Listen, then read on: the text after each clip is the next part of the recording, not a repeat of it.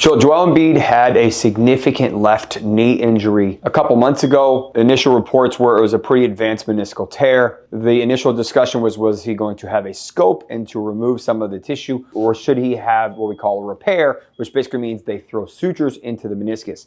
Now the problem between those two is that the meniscus repair usually takes 4 to 6 months. Obviously that would have ended a season. He just came back last week, which basically means that he must have had a modified version, probably trimming some out. Now last night, he happened to slip on the court with the same knee. The good news is that he was able to stay in the game and he was able to complete the game. Now we don't know if he had any issues with this knee during, but presumably he did okay if he was able to complete the game.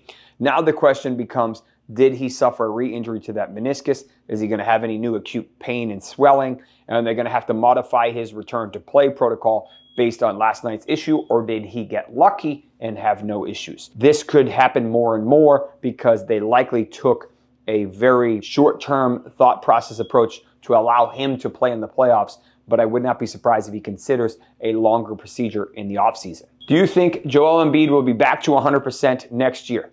Let me know.